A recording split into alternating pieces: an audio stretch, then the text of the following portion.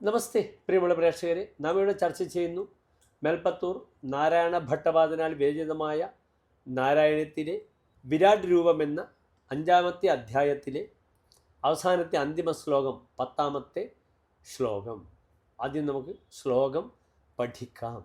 അണ്ഡം തത്ഖലു പൂർവസൃഷ്ടസലിലേ തിഷ്ഠത്സഹസ്രം സമാഹ നിർഭിന്ദന്നഗൃധാഃ ചതുർദശ ജഗദ്രൂപം വിരാടാഹ്വയം സാഹസ്രൈഃ കരപാദമൂർധനിവഹൈഃ നിശേഷജീവാത്മകോ നിർബാധോസി മരുത്പുരാധിപ സമാം ത്രായസ്വ സർവാമയാത്. ഇനി ഈ ശ്ലോകത്തിൻ്റെ പദച്ഛേദം ശ്രദ്ധിക്കുക.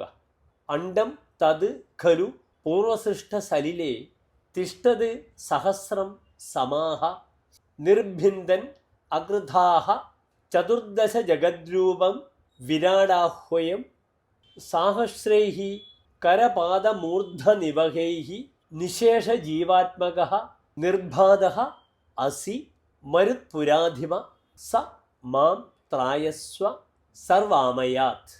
ഇനി പ്രസ്തുത ശ്ലോകത്തിൻ്റെ അന്വയമാണ് നാം ചർച്ച ചെയ്യുന്നത്. പൂർവസൃഷ്ട സലിലേ സഹസ്രം സമാഹ തിഷ്ഠത് തത് ഖലു അണ്ഡം നിർഭിന്ദൻ ചതുർദശ ജഗദ്രൂപം വിരാടാഹ്വയം അകൃധാഃ നിശേഷജീവാത്മകഃ സാഹസ്രൈഃ കരപാദമൂർധനിവഹൈഃ നിർബാധഃ അസി മരുത്പുരാധിപ സഹ മാം സർവാമയാത് ത്രായസ്വ. മേൽപ്പറഞ്ഞ ശ്ലോകത്തിൻ്റെ സാരാംശമാണ് നാം ചർച്ച ചെയ്യുന്നത്. ശ്രദ്ധിക്കുക. ഹേ മരുത്പുരാധീശ, ഇപ്രകാരം അങ്ങയാൽ നിർമ്മിതമായ അണ്ഡം ആദ്യമേ തന്നെ സൃഷ്ടിക്കപ്പെട്ട ജലത്തിൽ 1000 വർഷം സ്ഥിതി ചെയ്തു. അങ്ങ് അതിനെ പിളരുകയും വിരാട് നാമാവായ 14 ലോകങ്ങളുടെ ആകൃതിയിൽ സൃഷ്ടി നടത്തുകയും ചെയ്തു.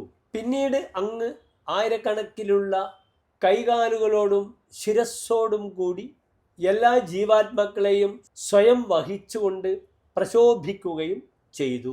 അങ്ങനെയുള്ള അങ്ങ് ഭവാൻ എന്നെ സർവ രോഗങ്ങളിൽ നിന്നും രക്ഷിക്കണമേ എന്നാണ് പ്രസ്തുത ശ്ലോകത്തിലൂടെ നാരായണ ഭട്ടതിരിപാദൻ ഉദ്ദേശിക്കുന്നത്.